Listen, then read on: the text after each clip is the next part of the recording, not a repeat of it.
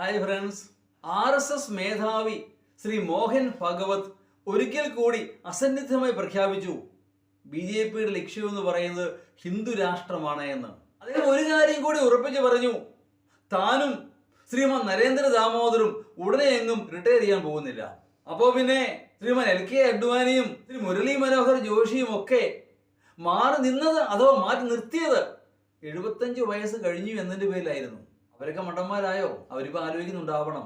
ആ നിയമപ്രകാരമാണെങ്കിൽ, ആ മാനദണ്ഡ പ്രകാരമാണെങ്കിൽ നമ്മുടെ പ്രധാനമന്ത്രി റിട്ടയർ ചെയ്യാൻ സമയമായിരിക്കുന്നു. അത് റിട്ടയർ ചെയ്യുകയില്ല, ഉടനെ എങ്ങും റിട്ടയർ ചെയ്യുകയില്ല. കാരണം അധികാരം എന്ന് പറയുന്നത് ഒരിക്കൽ ലഭിച്ചാൽ പിന്നെ അത് വിട്ടൊഴിയാൻ അല്പം ബുദ്ധിമുട്ട് തന്നെയാണ്. തീർച്ചയായിട്ടും LK അഡ്വാനിയാണ് BJPയുടെ ഇന്ത്യയിലെ ഭരണത്തിന്റെ സാരഥി എന്ന് പറയുന്നത്. അദ്ദേഹം നടത്തിയ ആ രഥയാത്ര അല്ലായിരുന്നെങ്കിൽ ഒരു കാരണവശാലും ഈ പാർട്ടി അധികാരത്തിൽ വരുമായിരുന്നില്ല. വെറും 2 MP മാത്രം ഉണ്ടായിരുന്ന ഒരു കാലം ഉണ്ടായിരുന്നു BJPക്ക്. അന്നും LK അഡ്വാനി അവരുടെ നേതാവായിരുന്നു. ആ അവസ്ഥയിൽ നിന്ന് ആ 80 MP പിന്നെ അങ്ങോട്ട് മുകളിലേക്ക് ഇപ്പോ സ്വന്തമായ ഭൂരിപക്ഷം, അതിന്റെ എല്ലാം ചുക്കാൻ പിടിച്ചത് ശ്രീ LK അഡ്വാനി ആയിരുന്നു. അദ്ദേഹത്തെ തന്ത്രപൂർവ്വം മാറ്റി നിർത്തിയെന്ന് വേണമെങ്കിൽ പറയാം. ഏതാണെങ്കിലും ബാബരി മസ്ജിദ് പൊളിച്ച സംഭവത്തില് LK അഡ്വാനി ഖേദം രേഖപ്പെടുന്നുണ്ട്. അഡ്വാനി മാത്രമല്ല, നമ്മുടെ AB വാജ്പേയിയും ഒക്കെ ഖേദം രേഖപ്പെടുന്നുണ്ട്. പക്ഷേ നമ്മുടെ പ്രധാനമന്ത്രി ഒരിക്കലെങ്കിലും അത് തെറ്റായിപ്പോയി എന്ന് പറഞ്ഞിട്ടുണ്ടോ? എന്റെ ഓർമ്മയിലില്ല. അദ്ദേഹം പറയാനും പോകുന്നില്ല. അദ്ദേഹത്തിന്റെ പാത ഏതാണ്? ഗുജറാത്ത് കലാപം ഇങ്ങോട്ട് നാളിതുവരെ. ഇനി ഇത് മാറുമെന്നും കരുതാൻ വയ്യ. ഏതാണെങ്കിലും RSSന്റെയും BJPയുടെയും ഒക്കെ ലക്ഷ്യം എന്താണ് എന്നുള്ളത് വ്യക്തമാണ്. ഇന്ത്യയെ ഉടച്ചു വാർക്കുക. അതിന്റെ ഒരു അടുത്ത പടിയായിട്ടാണ് ഇവിടെ അമിത്ഷാ ഈ കഴിഞ്ഞ ദിവസം ഒരു ബില്ല് അവതരിപ്പിക്കുന്നു. എന്ത്? 30 ദിവസം ജയിലിൽ കിടന്നാൽ ഏതൊരാൾക്കും മന്ത്രിസ്ഥാനം നഷ്ടമാകും.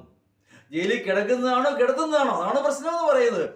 ഒരു കുറ്റവാളിയെ ജയിലിൽ കിടന്ന് തെറ്റൊന്നുമില്ല, മാറി നിർത്തുകയും ചെയ്യാം. പക്ഷേ കുറ്റം ആരോപിച്ച് കുറ്റാരോപിതനാക്കി ഒരാളെ ജയിലിലാക്കി അയാളുടെ രാഷ്ട്രീയ ഭാവി തന്നെ ഇല്ലാതായ്മ ചെയ്യാൻ കേന്ദ്ര ഗവൺമെന്റ് കഴിയും. കാരണം എല്ലാ സംവിധാനം അവരുടെ കയ്യിലാണ്. Income tax, ED, election commission എല്ലാം കേന്ദ്ര ഗവൺമെന്റിന്റെ പൂർണ്ണ നിയന്ത്രണത്തിലാണ്. അതുകൊണ്ട് തന്നെ ആ അധികാരം ദുരുപയോഗിച്ചേക്കാം. പിൻവാതിലൂടെ എതിരാളികളെ ഒക്കെ ജയിലിലാക്കിയേക്കാം. ഈ നിയമം പ്രാബല്യത്തിൽ വന്നാൽ ഒരിക്കലും മറക്കാൻ പാടാത്തൊരു കാര്യമുണ്ട്. BJP എന്ന് പറയുന്ന അധികാരത്തിൽ വരുന്നത് BJP ആദർശത്തിൽ ആദൃഷ്ടമായിട്ടല്ല ജനങ്ങൾ അവർ വോട്ട് ചെയ്തത്. മറ്റു പോംവഴിയില്ലായിരുന്നു.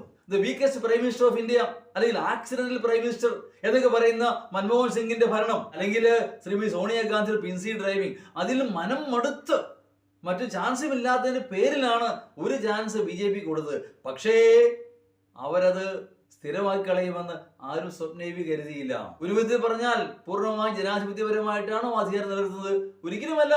കാരണം ഇപ്പൊ BJPയിൽ അധികാരത്തിരിക്കുന്ന പലരും ഏതെങ്കിലുമൊക്കെ കുറ്റാരോപിതരാണ്. അഴിമതിക്കാരും CBI കേസ് കണ്ടെത്തിയവരും ഒക്കെ രക്ഷാമാർഗമായി BJPയിലേക്ക് ചെല്ലുന്നു. അവരൊക്കെ അവിടെ സുഖിമാന്മാരായി കഴിയുന്നു. ആണ് BJP തന്ത്രം എന്ന് പറയുന്നത്.